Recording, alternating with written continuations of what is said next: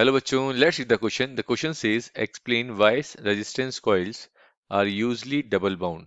तो बच्चों यहाँ पे बोल रहा है कि जो रेजिस्टेंस कॉइल्स होती हैं इनको हम डबल बाउंड क्यों करते हैं. फॉर एग्जांपल, अगर आपने एक साइड से ये कॉइल को ऐसे आपने बाउंड किया किसी भी कोर के ऊपर, सपोज करिए सॉफ्ट आयरन कोर के ऊपर, और एक अगर मैं यहाँ पे बात करूँ तो दूसरी साइड से हम इस तरीके से बाउंड करते हैं. यहाँ पर ये देख रहे हैं आप, ये तो इसका रीजन क्या है, बेसिकली इस तरीके से क्यों हम बाउंड करते हैं यहाँ पर, तो वो बताना है आपको. ठीक है, तो इस क्वेश्चन को सॉल्व करने के लिए बच्चों जो आपका की कंसेप्ट हो जाएगा,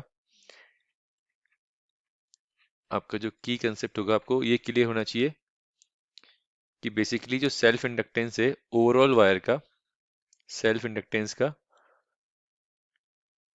ओवरऑल वायर का उसको हमें मिनिमाइज करना है. ओवरऑल वायर की जगह आप कॉइल वर्ड यूज कर सकते हैं. ठीक है, just a second. Overall coil का मिनिमाइज करना है, हमको कम करना है.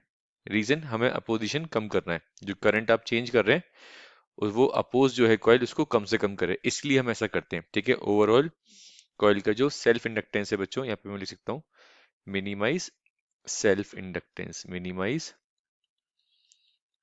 Self inductance.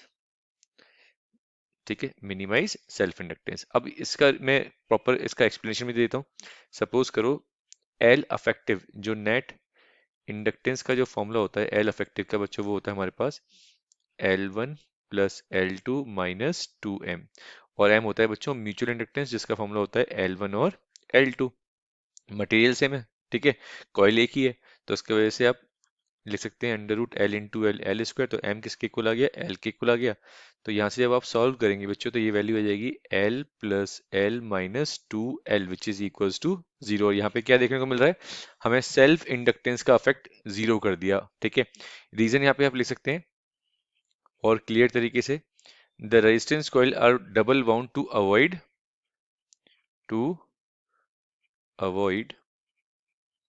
induction effect, to avoid induction affects magnetic field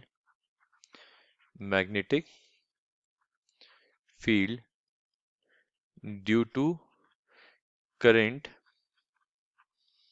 in one half of the coil, in one half of the coil is cancelled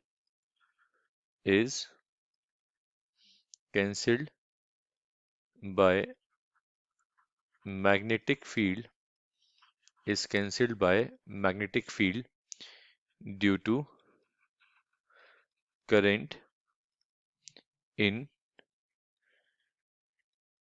another half of the coil, in another half of the coil. ठीक है, which is in opposite direction, which is in opposite direction.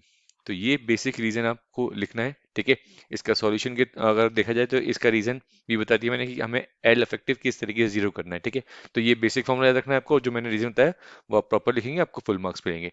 So I hope you understood well. Best of luck बच्चों.